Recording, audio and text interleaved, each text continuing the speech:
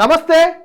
తెలంగాణ రాష్ట్రంలో కూల్చివేతల పర్వం హైదరాబాద్లో మొదలై మహబూబ్నగర్ నుంచి కరీంనగర్ వరంగల్ అసలు రాష్ట్ర వ్యాప్తంగా కూల్చివేతలకు ఈ కాంగ్రెస్ పార్టీకి సంబంధించిన ప్రభుత్వం కానీ అక్కడ ఉన్న స్థానిక అధికారులు కానీ ఉన్న పలంగా ఎందుకు వాళ్ళు పూనుకుంటున్నారు? సరే, ప్రజలలో జరుగుతున్న ఒక తీవ్రమైన చర్చ నుంచి ఈ కూల్చివేతలు, ఈ హైడ్రామా ఇవన్నిటి పేరు నుంచి అక్కడ తెలంగాణ రాష్ట్రంలో రైతులకు జరగాల్సిన రుణమాఫీ మీదకి వెళ్ళి, లేకపోతే ఆ రుణమాఫీకి సంబంధించిన సరిగ్గా గైడ్ లైన్స్ ఇవ్వకపోవడము, ముఖ్యమంత్రి పదే తన మాట మారుస్తుండడము, డెడ్ లైన్ మారుస్తుండడము, ఈ అంశాలన్నిటిపైన చర్చ గిట్లా జరిగినట్టయితే తెలంగాణ రాష్ట్ర ప్రభుత్వానికి తీవ్రమైన రైతు వ్యతిరేక మరియు ప్రజా వ్యతిరేక అసమ్మతి ప్రజల నుండి వస్తుందని గమనించిన ఈ ముఖ్యమంత్రి రేవంత్ రెడ్డి గారు ఈయన నాయకత్వంలో ఈ కూల్చివేతల పర్వం తెలంగాణ రాష్ట్రంలో జోరు అందుకుందనే చెప్పొచ్చు. నిన్న చూస్తే మహబూబ్నగర్లో ఆదర్శ్ కాలనీకి వెళ్ళి అక్కడ అంతా కూడా అందులు వికలాంగులకు సంబంధించిన 75 ఇండ్లను అక్కడ ఉన్న పలంగా ధ్వంసం చేసిర్రు. సరే, ధ్వంసం చేసిర్రు, మంచిదే. నిజంగా ఎంక్రోచ్మెంట్ జరిగితే అది ఇల్లీగల్ ఎంక్రోచ్మెంట్ అయితే ధ్వంసం చేయాల్సిందే, దాన్ని ఎవరు కూడా కాదని అన్నారు. కానీ దేనికైనా కానీ మరి ఆడొక నిర్మాణం చేపట్టేదాకా అక్కడ ఉన్న ప్రభుత్వ అధికారులు ఏం చేసిర్రు? నిజంగా వాళ్ళు పేదలైతే, నిజంగా వాళ్ళు అరువులైతే, నిజంగా వాళ్ళు అందులో మరియు దాంట్లో ఉన్న వాళ్ళు చాలామంది దళితులు ఉన్నారని మనకు తెలుస్తుంది, చాలామంది గుడ్డి వాళ్ళు కూడా ఉన్నారని తెలుస్తుంది. ఈ వార్త నిజమైనప్పటికీ అక్కడ ఉన్న ప్రభుత్వ అధికారులు ఎందుకు దాన్ని కూల్చాల్సి వచ్చింది అంటే రాష్ట్ర వ్యాప్తంగా రుణమాఫీ పైన ఈ కాంగ్రెస్ పార్టీ ప్రభుత్వం ఫెయిల్ అయిందనే, దాదాపు కూడా ఫెయిల్ అయిందనే చెప్పొచ్చు.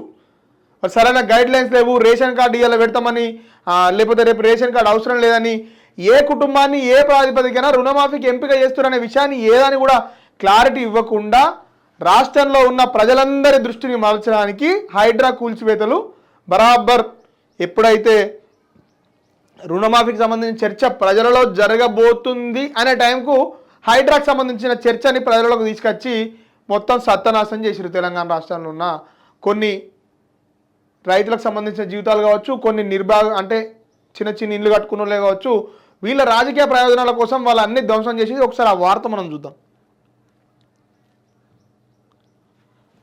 తెలంగాణ మహబూబ్నగర్లో ఓవర్ 75 అంటే ఓవర్ ఇల్లీగల్ ఎంక్రోచ్మెంట్స్ ఉన్నాయి కదా, వీటిని 75ని ఇన్నని కూలగొట్టేసిండు మహబూబ్నగర్లో.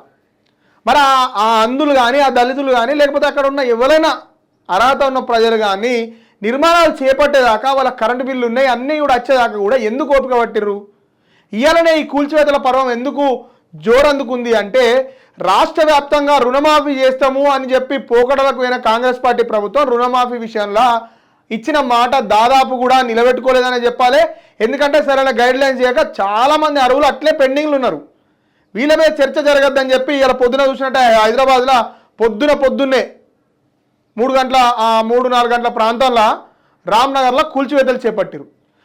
మొన్న హైకోర్టులో విచారణ జరిగినప్పుడు హైకోర్టు కూడా ఈ రాష్ట్ర ప్రభుత్వం తరఫున ఏం చెప్పారంటే మేము ఖచ్చితంగా due process of the law follow అయిన తర్వాతనే ఈ అక్రమ నిర్మాణాన్ని తొలగిస్తామని చెప్తే హైడ్రాక్ కూడా చెప్పింది ఏంది, ఇప్పటి నుంచి నోటీసులు ఇచ్చిన తర్వాత మాత్రమే ఈ ఇళ్లను కూలగొట్టేది, ఈ కథ అంతా కూడా పెట్టుకోవాలి. ఎందుకంటే నిజంగా అది అక్రమ నిర్మాణమా సక్రమ నిర్మాణమా అని చెప్పి చెప్పాల్సింది మీరో నేనో కాదు, సంబంధిత కోర్టు చెప్పాలి. లేదు అధికారుల నిర్ణయం తీసుకున్నారనుకో, మరి వాళ్ళు నిర్మాణం చేపట్టడానికి అనుమతి ఇచ్చిన అధికారుల మీద ఏ చర్యలు మీరు తీసుకోబోతుర్రు? ఇదంతా డొల్లా, ఏం లేదు. ప్రజల దృష్టిని మలచాలి, మళ్ళీ రుణమాఫీ నుంచి తప్పించుకోవాలి. ఓసారేమో 35,000 కోట్లు అన్నాడు, ఒకసారి 30,000 కోట్లు అన్నాడు, ఒకసారి లాస్ట్ 17,000 కోట్లు అన్నాడు. ఏ మాటకు ముఖ్యమంత్రి మాట్లాడిన పాత వీడియోకు ముఖ్యమంత్రి మాట్లాడిన కొత్త వీడియోకి పోలిక పొంతన ఉండలేదు. ఇవన్నిట్ల మీద చర్చ జరగకుండా ఇవన్నిట్ల మీదకి దృష్టి మరల్చడానికి మాత్రమే ఈ కూల్చివేతల పర్వం చేపడుతురని మనకు క్లియర్గా అర్థమవుతుంది. తెలంగాణ రాష్ట్రంలో ఇప్పుడు ఈ హైడ్రాకి సంబంధించిన కూడా హైడ్రా మొత్తం యాక్షన్ చేసి ఇది చేసి ఎంతమంది కూలగొట్టిరా, ఎంతమంది మంత్రులు కూలగొట్టారు? నిన్న మన తొలివేలు టీం గ్రౌండ్ మీదకి పోయి పొంగులేటి శ్రీనివాస్ సంబంధించిన అక్రమ నిర్మాణాన్ని, అంటే FTL పరిధిలో ఉన్న నిర్మాణాన్ని, బఫర్ జోన్లో ఉన్న నిర్మాణాన్ని, ఇంకా సంబంధిత మంత్రులే కానీ, ఇప్పుడు అధికారంలో ఉన్న మంత్రులే కానీ, ఇంత ముందుకున్న ప్రజాప్రతినిధులే కానీ, తొలి వెలుగు మన టీం రోజొక వీడియో చేస్తున్నది. వాసవి గ్రూప్ వాళ్ళ మీద కానీ, ఇంకొకరి మీద కానీ రోజు మన ఛానల్లో దాదాపు 10ల సంఖ్యలో వీడియోలు ప్లే అవుతున్నా. ఒక్క వీడియో మీద కూడా యాక్షన్ తీసుకొని ఈ హైడ్రా కమిషనరు, ఈ ముఖ్యమంత్రి రేవంత్ రెడ్డి గారు ఈ పేద ప్రజల ఇల్లు దొరికినాయి కూలగొట్టడానికి 75 హౌసెస్ అంటే 75 houses demolished in Mahabubnagar over illegal construction అంటే ఎంక్రోచ్మెంట్ అని చెప్పి వస్తున్న వార్త 75 మంది పేదలు దొరికిరా ఇల్లు కూలగొట్టడానికి. నిజంగా కూలగొట్టేది ఉంటే due process of the law ఫాలోగా అక్కడి నుంచి నోటీస్ని వాళ్ళు కోర్టుకోవడానికి టైం వాళ్ళని కోర్టు ముందర నిలబెట్టి కోర్టు నుంచి ఆర్డర్ తీసుకొచ్చి కూలగొట్టు. ఏమవుతుంది ఇప్పటికిప్పుడు కూలగొడితే ఆ 75 మందికి సంబంధించిన కుటుంబాలు ఎటు పోవాలి? వాళ్ళంతా ఆగమాగము ఈ రాత్రి పూట ఈ సల్లే వాళ్ళు ఏడ వండుడు ఏడ తినుడు మొత్తానికి మొత్తం ఆ 75 మంది జీవితాన్ని ఒక్కటే రాత్రి నీ రేవంత్ రెడ్డి సర్కార్ బుల్డోజర్లు ఆగం చేసినాయని చెప్పచ్చు. ఇది పేద ప్రజలతో పెట్టుకున్న ఏ ప్రభుత్వం కూడా ముందట్టుకోలేదు. ఖచ్చితంగా కూడా పేద ప్రజల కలకల కలుగుతుంది. ఇది కలగకుండా ఉండాలంటే ఖచ్చితంగా కూడా due process of the law ఫాలోగా అది పేదోందైనా పెద్దోందైనా ఎవరిదైనా కూలగొట్టే ముందు ఎందుకు కూలగొడతలేదు? మరి మంత్రులకు సంబంధించిన పొంగులేటి శ్రీనివాసరెడ్డిది కూలగొట్టుకో గట్లనే పోయి రాత్రి పోయి ఎందుకు కూలగొట్టవు? నిన్ననే మన తొలివేళలో ఒక వీడియో ప్లే అయింది పొంగులేటి శ్రీనివాసరెడ్డికి సంబంధించిన ఫామ్ హౌస్ ఏ విధంగా అక్రమ నిర్మాణమో అని చెప్పి పోయి కూలగొట్టుకో. హిమాచల్కి సంబంధించినంత వరకు మొత్తం ఆ FTL పరిధిలో ఉన్నది, బఫర్ జోన్లో ఉన్నది, క్లియర్గా కనబడుతున్నది. ఈ హైడ్రా కమిషనర్ నేను ఒకటే క్వశ్చన్ ఇస్తున్నా, పేద ప్రజలై లేకపోతే చిన్నోళ్ళే కాదు ఆ మంత్రులై కూలగొట్టుపోయి డైరెక్ట్ ఆయన చేతులు ఎత్తేసిండు. GOMS నెంబర్ 99 కిందికి 111 జీవో పరిధి రాదు. ఎందుకంటే 111 జీవో పరిధిలో ఉన్నాయి అన్నీ కూడా మంత్రులై అప్పటి మంత్రులై ఇప్పటి మంత్రులై మొత్తం వాళ్ళే కదా. వీళ్ళు పోతే అధికారులకు వాళ్ళు వస్తారు, వాళ్ళు పోతే వీళ్ళు వస్తారు. కాబట్టి ఆ నిర్మాణాలన్నిటి కూడా నాకు అసలు సంబంధమే లేదని డైరెక్ట్ చేతులు ఎత్తేసిండు.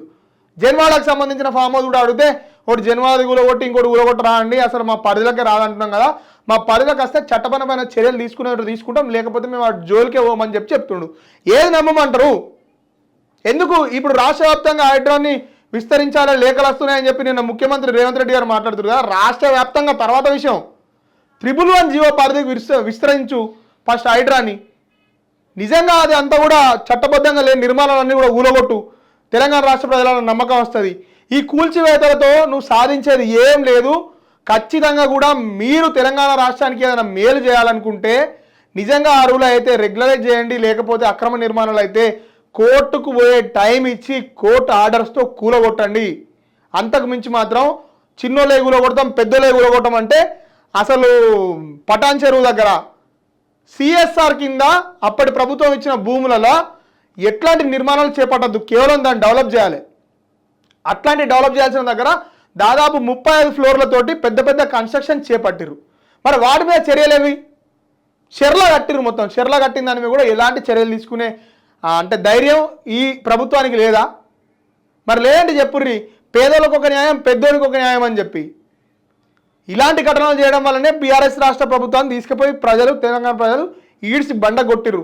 ఇదే ప్రభుత్వం మీకు అంటే ఇదే గతి మీకు పట్టద్దంటే ఖచ్చితంగా కూడా కోర్టు పోయే టైం ఇవ్వండి, due process of the law follow కండి, దాని తర్వాత అక్రమ నిర్మాణాలు కూలగొట్టండి. దానికి తెలంగాణ రాష్ట్ర ప్రజలందరూ మీతో ఉంటారు.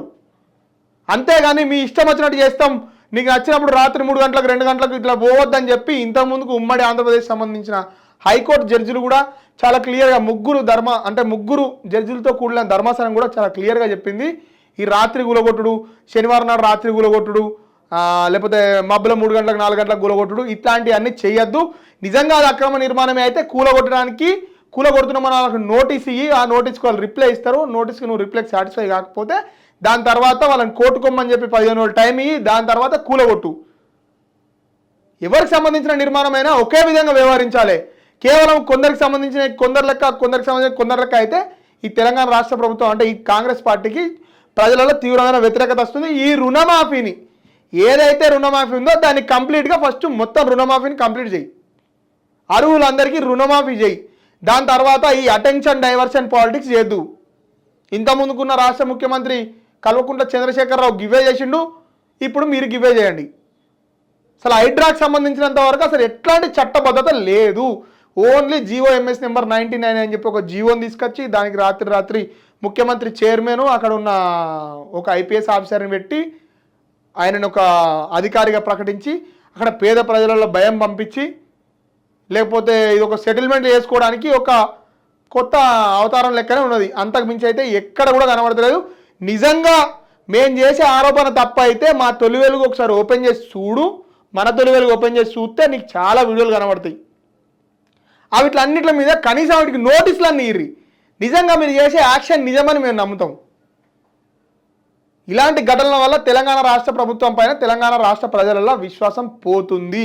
రుణమాఫీని పూర్తిగా చేయండి. ఇంకా మీకు కావాల్సిన అక్రమ నిర్మాణాలు ఏమైనా ఉంటే మన తొలి వెలుగు యూట్యూబ్ ఛానల్ ఓపెన్ చేసుకొని చూడండి. ఆ నిర్మాణాలకు నోటీసులు ఇవ్వండి. లేకపోతే మాత్రం ఈ ప్రభుత్వానికి ప్రజల నుంచి తీవ్రమైన వ్యతిరేకత తప్పదు. కాబట్టి పేద ప్రజలు ఇల్లు కూలగొట్టేటప్పుడు కొంచెం జాగ్రత్తగా ఆలోచించి కూలగొట్టండి. మరిన్ని కీలక అప్డేట్స్ కోసం చూస్తూనే ఉండండి మన తొలి వెలుగు.